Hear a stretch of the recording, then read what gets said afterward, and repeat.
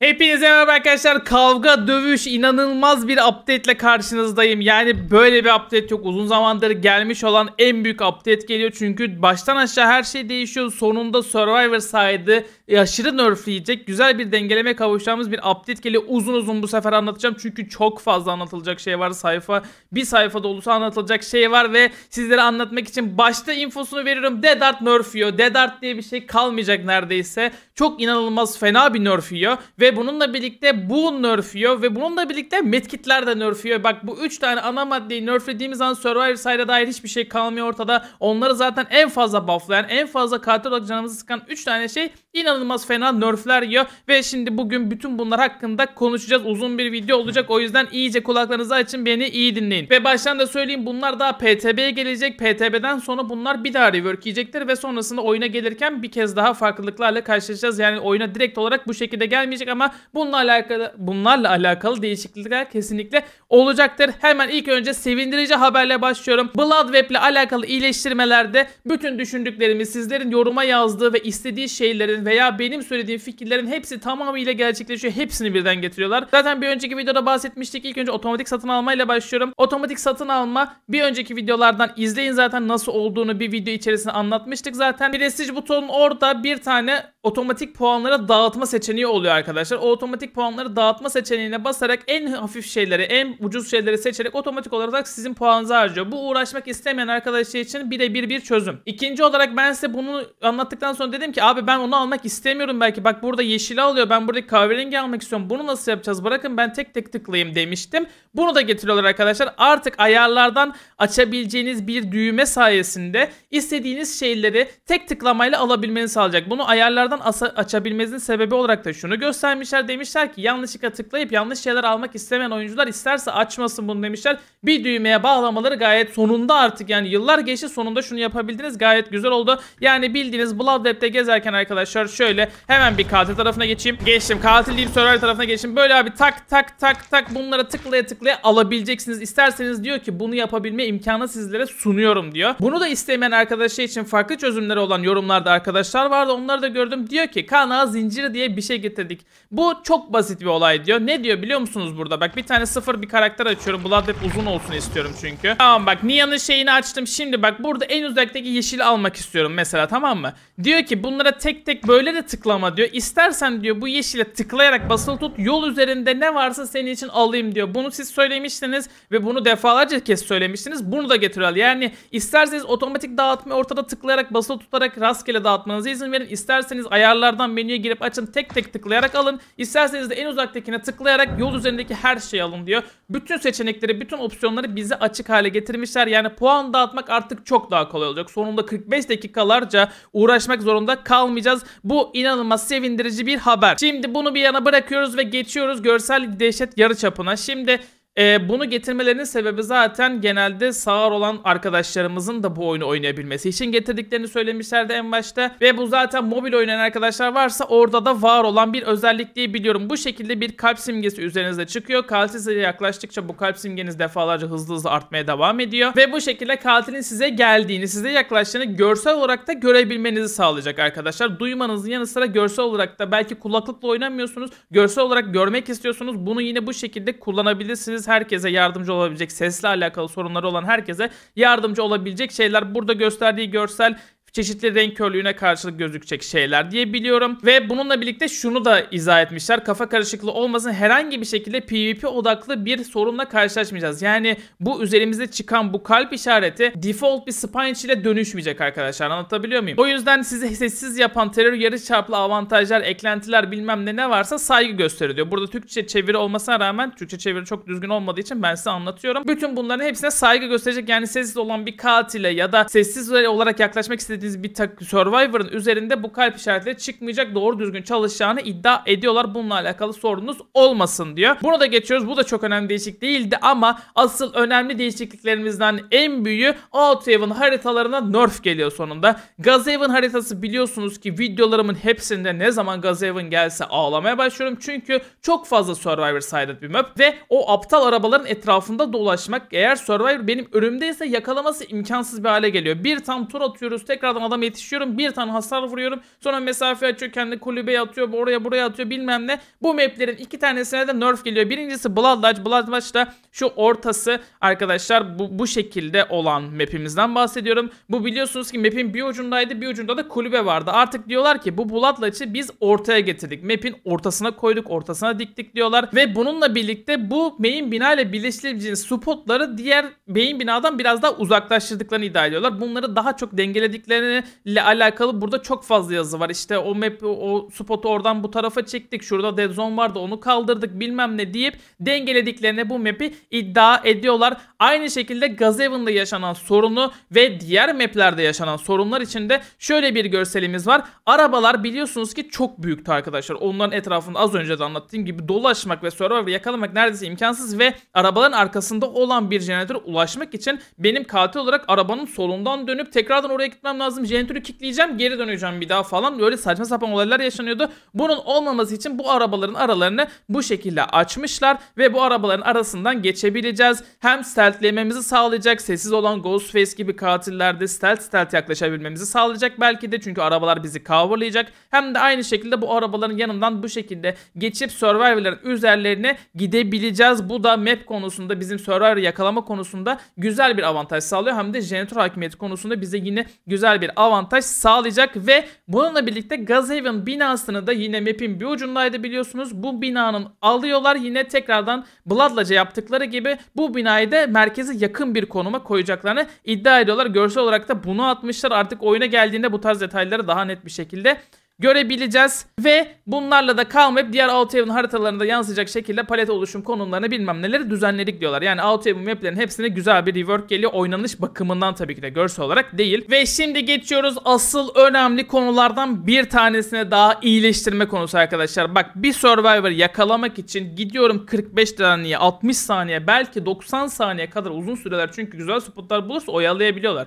Ben bu adamı yaralamak için bu kadar uğraşıyorum. Adamı abi bir anlık bir bite the bullet kullanıyor, anladın mı? O Leon'un perki var ya, sessiz heal atılması sağlıyor. Abi bir anlık bir kaybediyorum gözümün önünden. Bir şey oluyor, böyle saniyeler içerisinde tekrardan iyileşiyor. Ya ben o adamı yakalamak için 45 saniye minimum süre harcıyorum. Adam 10 saniye kadar iyileşebildiğini. Bak burada ben demiyorum bunu. Bak bunu burada Behavior'ın kendisi diyor. Yıllarca ağladım dinletemedim. Hatta size diyorum ki Medkit oyunun en güçlü perki. Fener'le oynamayın. Boşuna Medkit var abi. Takım arkadaşlarınızı oylamadan heal'lanıyorsunuz falan diye sizlere söylüyordum bunları. Ve bu Medkit olayına da ve iyileştirme ile alakalı her konuya büyük bir nerf geliyor. Bu 10 saniye iyileştirme muhabbeti artık kalkacak arkadaşlar. Artık normal olarak takım arkadaşınızın sizi iyileştirme süresi normal şartlarda 16 saniyeyken bunu 24 saniye çektiler. Yani 24 saniyede bir takım arkadaşınız herhangi bir kanlı kasap vesaire bu tarz bir şey olmadan default olarak 24 saniyede sizi iyileştirecek. Bu 8 saniye arttırılması gerçekten güzel. Yani o adamı kovalayıp o adama hasar verdiğime değecek bir süre gerçekten. Ve ikinci olarak bununla birlikte de ilk yardım kitlerini genel olarak yeniden dengelediler. Şimdi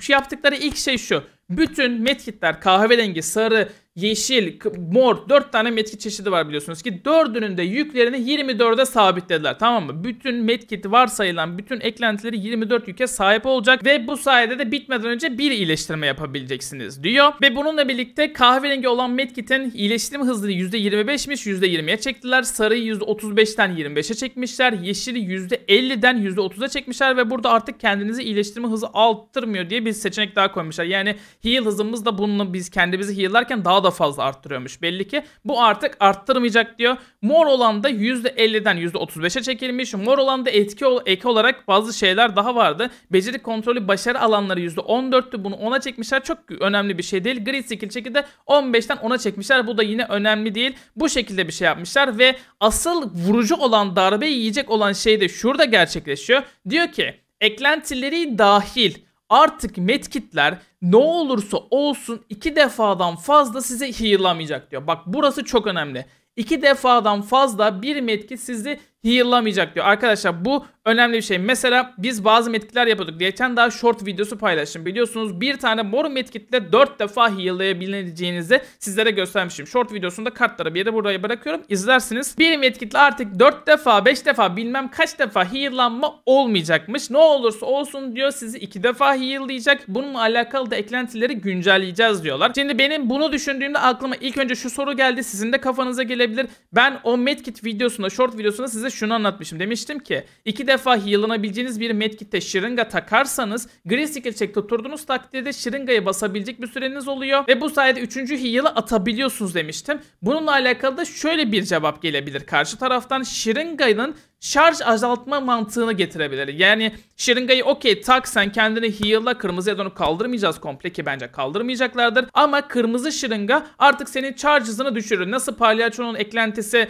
diyor ya şişelerin sayısını azaltır. Bu da aynı şekilde charge hızımızı, charge yükümüzü azaltacaktır diye düşünüyorum. Bu şekilde bir güncelleme getirirlerse ancak o 3 heal mantığını kaldırıp bir medkit ne olursa olsun 2 defadan fazla heal'layamaz mantığında bir olaya getirilebilir diye düşündüm. Sizlerin fikirleri neler? Yorumlara mutlaka yazın tabii ki de. Ve geçiyoruz avantaj güncellemeleri. Şimdi burada birazdan Dedart'a geleceğiz ama Dedart'a gelmeden önce Gearhead var. Gearhead'in ne olduğunu önce bir hatırlayalım. Gearhead arkadaşlar Slinger'ın perklerinden bir tanesiydi. Mekanik delisi adında bir perk ve diyordu ki bir Survivor sağlık aşaması kaybettiğinde çok başarılı skill check tutturduğunda onun haresini 10 saniye boyunca görebilirsin gibi saçma sapan bir eklentiydi. Avantajdı. Bunu değiştiriyorlar ve diyorlar ki kurban sağlık aşaması kaybettikten sonra hangi skill check olursa olsun fark etmez ve bu grid skill check tutturmak zorunda da değil. Herhangi heal yaparken attığı bir skill check mi? Jeneratör yaparken attığı bir skill check mi? Başka nelerde skill check var? Başka skill check gelebilen herhangi bir yerde skill check tutturduğunda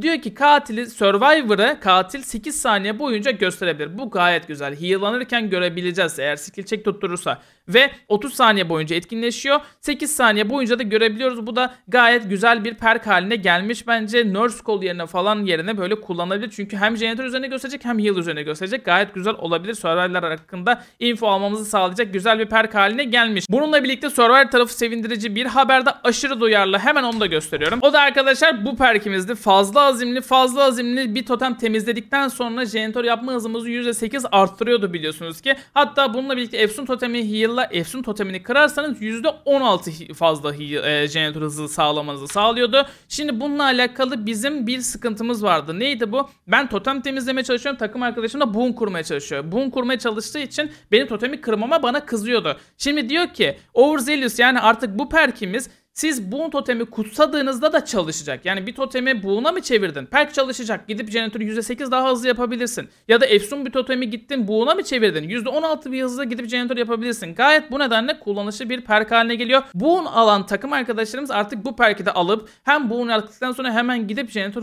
hızlı yapmaya başlayabilir. Gayet güzel bir perk haline gelmiş. Bununla birlikte tabii ki de KT tarafına da bir nerf var. Ceza kancaları artık bayağı bir nerf yedi. Ceza kancalarının zaten saçma sapan yerlerde çıkmıyormuş, yetmiyormuş gibi bir de üstüne nerflemişler. Ama bu kadar değişikliğe rağmen yemesi gerekiyor. Bunu kabul ediyorum. Artık token mantığında çalışacak ve 4 tane tokenimiz olacak. Ama 4 tokeni sanmayın ki öyle gelişigüzel ilk 4 hukumuza harcayabileceğimizi. Kesinlikle böyle değil. Barbekü mantığıyla çalışacak. Eski barbekü mantığını bilen bilir.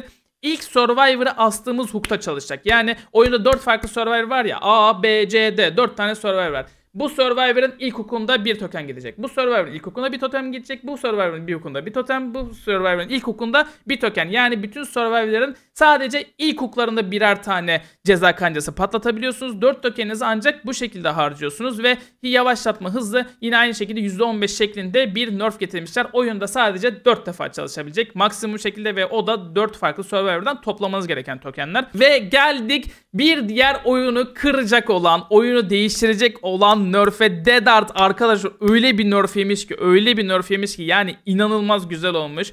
Dedart ilk değiştiğinde herkes çok fazla aldı. Hepiniz çok fazla aldınız ve dedim ki bu haliyle de güçlü. Hala güçlü. Hala kullanıyoruz. Hala her build'imde alıyorum. Hala herkes her build'inde alıyor ve hala çok daha fazla güçlü. Hiçbir şekilde nerf yemedi bu. Ama artık öyle bir nerf yiyor ki Dedart medart kalmadı. Bildiğin kıvrak mıvrak oynamak zorunda kalacağınız bir hale geliyor. Artık daha fazla risk içeren Survivor'ın alacağı bir haline geliyor. Bu da şu şekilde olacak. Dedart artık bir Survivor'ı güvenli bir şekilde kancadan kurtardığında etkinleşen bir perk haline geldi. Bildiğiniz başaracağız perkiyle aynı mantıkta çalışıyor. Bir Survivor'ı kanca kancaya gidiyorsun, alıyorsun, güvenli bir şekilde kurtarman lazım. Tünelleyememesini sağlaman lazım. Üzerine onu kurtardıktan sonra artık Dedard'ın elinde. Dedard'ını rahat rahat bir sonraki çeyizinde kullanabilirsin. Kullandın mı? Devre dışı kalıyor. Üzerine gidip kullandıktan sonra bir Survivor'u bir daha kancadan alman gerekecek. Yani sürekli bu progresi uygulaman gereken bir perk haline geldi. Şu anki mantığıyla aynı şekilde çalışıyor. Etkinleştiğinde 0-5 saniye boyunca dayanıklık durum etkisi sağlayacak ve yaralıyken falan filan kullanabileceksin. Aynı şekilde çalışıyor ama etkinleşme mantığı bir Survivor'ı kancadan güvenli bir şekilde kurtardıktan sonra diye değiştirdiler ve bu inanılmaz bir nerf. Bu en sevindirici haberlerden biri. Gerçekten en sevindirici haberlerden biri. Bunun bu şekilde olmasına bayıldım. Gerçekten bayıldım. Bu değişiklik efsane olmuş. Geçiyoruz Call of Brian'a. Call of Brian'da Oniro'nun Okyanus'un çağrısı perki arkadaşlar. Onu direkt göstermeye çalışmayacağım. Bunun da gücünü azaltıyorlar. Çünkü gerçekten güçlüydü. Bir jeneratöre Knight'la 1 saat boyunca oyunu tutabilmemi sağlayan bir perkti. %200 son seviyelerine bakacağım. İlk seviyeleri hiç önemli değil. Son seviyesinde %200 jeneratörü geriletiyordu. Şimdi artık %125 geriletecek. Yani çok kullanışlı bir perkte %75 bayağı bir nerf olmuş ama bütün bunların üstüne gerçekten gelmesi gereken bir nerf olmuş. Bununla birlikte güç patlaması arkadaşlar. Güç patlaması da aynı şekilde nerf yedi. Bu %200 hızla geriletebilmemizi sağlıyordu maksimuma ulaştığında. Artık maksimumunu %130'a çektiler ve 75'ten %200'e doğru gidiyordu. Artık 85'ten başlayarak %130'a gidecek ve o güç patlamasının verdiği skill check'i de kaçırdığınızda %5'lik bir ceza yiyordunuz. %4'e düşürdüler. Bu çok önemli bir değişiklik değil. %4 ya da 5 gitmiş. Çok da fark etmez. Ve oyunu kıracak olan bir şey daha geldi. Bu ilk çıktığı zaman çok ağladım. Çünkü abi bütün takıma medkit veriyorsun ya. Bir tane perk ile medkit veriyorsun. Bu gerçekten çok fazla bir buff'tı. Survivor'ların almaması gereken bir şeydi. Buna öyle bir nerf atıyorlar ki şu anda artık bunun tarihi olacak. Yani gerçekten çok kötü olmuş. Artık elinizde medkit yoksa kendinizi heal'lamanıza imkan vermeyecek. Bu ne demek oluyor biliyor musun? Elin boş ya, bunun içine gittin heal'lanamıyorsun. Bu artık sana self gear imkanı vermiyor arkadaşlar. Self gear atamayacaksın. Bunun yerine başkalarında iyileştirme hızını %50 arttıran bir perk haline getirdiler. Bir takım arkadaşını bunun içinde daha hızlı heal'lamak istiyorsan bunun içine koşacaksın. Kendini heal'lamak için o bunun içine koşmayacaksın artık. Çünkü medkit'in olmadan kendini iyileştiremezsin. Self gear imkanı vermiyor artık. Tabi self gear perki var Claret'in, biliyorsunuz ki onunla birlikte çalışabilir. Belki onda kendimizi heal'lama hızımızı arttırmamızı sağlayabilir. Bilmiyorum ama burada başkalarını iyileştirmek için hız bonusu sağlayacağı yazdığından dolayı bu dediğim gibi muhtemelen o şekilde olmayacaktır. Ve bunun da diyor ki buna ek olarak da şunu da getirmişler. Diyor ki sen bir takım arkadaşını bunun içinde 50 heal'larken %50 hız bonusunu veririm. Ama bunun içinde medkitini de kullanarak bu heal hızını daha da arttırmak istersen bunu çalıştırmam. Sen sadece medkitinle heal'larsın diyor. Bu hız bonusunu burada alamazsın diyor. Ve bununla da yetmemişler. Bunun içindeki yaralı Survivor'ları katilin görmesini sağlıyor. Bunun içine yaralı bir şekilde gidersen katil artık seni görecek, bunu bilmelisin diyor. İçinde hızlı heal'lanmanın karşılığında bu riski de almalısın. Katil seni bulup seni orada öldürebilir diyor. Yani bayağı Boon oyundan düştü arkadaşlar. Boon metası kalktı. Etrafta aptal boom patlama sesleri duymayacağız. Ve bu şekilde bir nerf yemiş oldu. Bunu da bir kenara bırakıyoruz. Varsa sorularınız, düşünceleriniz yine dediğim gibi bak yorumlara yazın. Katil hakkında güncellemeleriniz var şimdi de. Onlar hakkında da çok önemli şeyler değil de hepsinden yine bahsetmek istiyorum. Hillbilly'nin arkadaşlar çok uzun saçma sapan şeyler yazıyor. Bunların hepsini okumayacağım. Sizlere kısaca şunu söylüyorum. Testere ilk açtığınızda pilinin testeresi çok hızlı bir şekilde yanmaya başlıyordu ya. Artık diyor ki ilk açtığında hızlı bir şekilde yanmayacak ama sen uzaklara gitmek için testereyi kullanırsan şimdikine göre daha fazla yanacak. Yani başta küçük curve'ler atarken o araba paletleri, arabaların etrafında curve deniyorsunuz ya, o curve'leri denerken testerenin yanmasını bu kadar fazla yapmayacağım sana. Çok fazla yakmayacağım. Curve deneme imkanını daha fazla sunuyorum sana. Ama bu testereyi sen map travel olarak kullanırsan testereyi daha fazla yakacağım. Bu giderek uzun süre kullandıkça yanma miktarını arttırdık diyor. Burada kısaca bunlar yazıyor. O yüzden geçiyorum. Pig hakkında saçma sapan bir değişiklik var. Bir tane add-on varmış. Çömelirken hareket hızımızı %6 arttırıyormuş. Bunu da diyor %10'a çıkardık. Wow, inanılmaz. Onun yine bir tane eklentisi varmış. Kan çekerken hızımız %6 ile %3 arttıran iki farklı eklenti varmış sanırım. Bu da %4 0.4'ten 0.7'ye, yani kan çekerken daha hızlı gidecekmişiz falan. Bu da çok önemli değil. Freddy'nin bir tane eklentisi, hatta bir tane değil 2 tane eklentisi var. Bu 2 tane eklentilerin arkadaşlar körlük durumu sürelerini 30'ar saniye arttırmışlar. 30 ise 60 olmuş, 60 ise 90 olmuş, 90 ise 120 olmuş şeklinde körlük süresini arttıran eklentileri kullanmıyorduk zaten, artık belki bazı boyutlarda kullanılabilir hale getirmişler bunu da bu şekilde. Cellat'ın bir tane eklentisi var. Telin üzerine bastığın zaman 1,5 saniye boyunca karşımızdaki Survivor'ın o Legion'daki kalp atışı mantığında görebilmemizi sağlıyordu ya. Onu o şekilde 1,5 saniye görebiliyormuş. Onu 3'e çıkarmışlar. Bu da çok önemli değil. Palyaço'nun kırmızı add-on'unu nerflemişler. Bir şişe daha düşürüyor artık. Eskiden 2 şişe azaltıyordu, artık 3 şişe azaltıyor şeklinde değiştirmişler bunu da. Şimdi geldik diğer bir en önemli değişikliğe arkadaşlar. Parlak ışık etkileşimleri bilmem ne bir şeyler, tamam mı? Burada bunu yapmalarının mantığını çok güzel açıklıyorlar. Çok mantıklı çünkü diyor ki biz oyunun başında 3 tane katil vardı ve bu 3 tane katile karşı Survivor'ların cebine bir şeyler koyduk. Mesela diyor Trapper için, Trapper'ın tuzaklarını bozabilmeleri için Survivor'lara alet çantası verdik ki Trapper'a karşı mücadele edebilsinler. Fener verdik onlara ki Vred'e karşı mücadele edip onları yakabilsinler. Ama diyor artık katil kadrosu büyüdükçe bu mekanikler ekstra olarak o katile zarar vermeye, yersiz gelmeye başladı diyorlar. Bunun için de zaten ilerleyen yamalarda tuzakçının ayı tuzaklarını sabote etme özelliğini nasıl kaldırdıysak, şimdi Fener açısından zarar gören katillerin de bu özelliklerini tekrardan geri vermek istiyoruz. Mesela bunu nasıl yapmışlar? Vred'i artık pelerini yakamıyorsunuz arkadaşlar. Fener kullanarak pelerini falan yakılmıyor. Bunun yerine buradaki cümleyi tam anlamamamla birlikte şunu çıkarıyorum. Feneri Vred'in üzerine tuttuğumuz zaman Vred artık yürümeyi bırakacak, yerinde sabit duracak, yürüyemeyecek ama yanmayacak, onu yakamayacaksın. Pelerinden çıktıktan sonra tekrardan üzerine koşup sana vurmaya devam edebilecek. Yani durup onu fenerle yakmaya çalışman sana zarar verir diyor. Yakma diyor Vred'i. Bunu söylüyor, sadece durdurabilirsin anlamına geliyor. Ama o çocuk yine görünmezlikten çıkabilire getiriyor diye anladım. Bunu yine geldiğinde göreceğiz, tam emin değilim. Diğeri özellik ise Nurse arkadaşlar. Nurse'ün blinklerini fenerle yakabiliyordunuz. Bunu çoğunuz belki bilmiyordur ama hala elini kaldırmamış bir Nurse'e, yani o hu sesini daha çıkarmadıysa Nurse'ün üzerine fener tuttuğunda blink atmasını engelleyebiliyordun. Artık bu da yok. Fenerle Nurse'ü bozamayacaksınız. Bunu da kaldırıldı. Sanatçı hakkında buradaki yazıyı İngilizce çevirisini de Türkçe çevirisini de tam olarak anlayamadım ama diyor ki sanırım bu zaten sanatçının fenerleri üzerinde kuşları üzerinde fenerleri zaten çok fazla kullanmıyordunuz. O yüzden bunun hakkında bir şey değiştirme diye getiriyor. Çünkü çok fazla kullanmıyorsunuz. Okey, bu güzel beklenti ama artiste bu konuyu yapmayacağız'a getiriyor diye düşünüyorum. Geldiğinde göreceğimiz bir şey yine bu da. Ve son olarak da Hack. Hack bayağı değişiyor. Bu Hack'e karşı oynanış mantığı artık değişecek. Hack zaten bu fenerlerden en fazla müzdarip gören, en fazla etkilenen katillerden bir tanesiydi. Çünkü chase esnasında abi palete tuzak koyuyorum. Adam yandan biri çıkıp ben tuzak koyarken ya da belki chase'lediğim adamın kendisi o şeyi bozuyordu. Yandan gelip pıtı pıtı geliyor abi, feneri tutuyor. Benim orada bir saat uğraşıp kurduğum şeyi hem kırıyor hem ben onu kurarken zaten o spot'taki Survivor çıkıyor dışarıya doğru falan filan. Bunu artık Hack'in üzerinden alıyorlar. Bu tamamen değişiyor. Bu bayağı güzel bir yere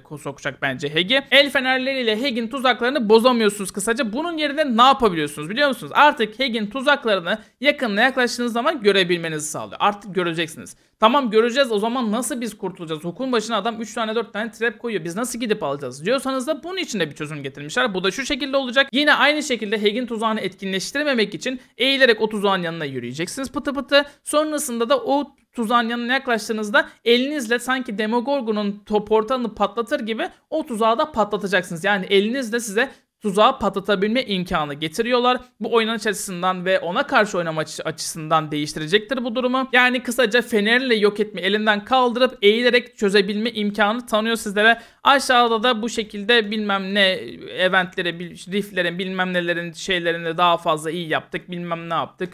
Hikayeleri geliştirdik, cilt bilmem ne bir şeyler yazıyor. Bunlar çok önemli değişiklikler değil bana göre. Bütün değişikliklerimiz arkadaşlar bu şekildeydi. 26 dakikadır konuşup anlatıyorum. Bunu da editleyeceğim, atacağım ve sizlere bütün güncelleştirmeleri bu şekilde aktarmış oldum. Tabii ki de tekrardan başta hatırlattığım gibi bunlar PTB'ye gelecek güncellemeler. Bunlar PTB'ye geldiği gibi normal oyuna gelirken değişime uğrayabilecek şeyler arkadaşlar. O yüzden hepsi tam olarak gelmiş gibi düşünmeyin. nelerin değişmesini istediğinizi, nelerin fazla ya da az geldiğini mutlaka yorumlara yazmanızı ve bu konuda tartışmamızı istiyorum tabii medeniyet çerçevesinde. Daha da fazla kafanızı bulandırmıyorum. Daha fazla bu tarz videoları çekmemi istiyorsanız, bu tarz videolar gelsin istiyorsanız videoyu beğenmeyi kesinlikle unutmayın arkadaşlar. Bütün değişiklikleri sizlere bu şekilde Türkçe çevirip aktarmak için çok uğraşıyorum. O yüzden bir beğeniyi hor görmeyin. Hala kanala abone değilseniz de bir abone olursanız sevinirim. Bir sonraki videolara görüşmek üzere. Hoşçakalın. Bye bye.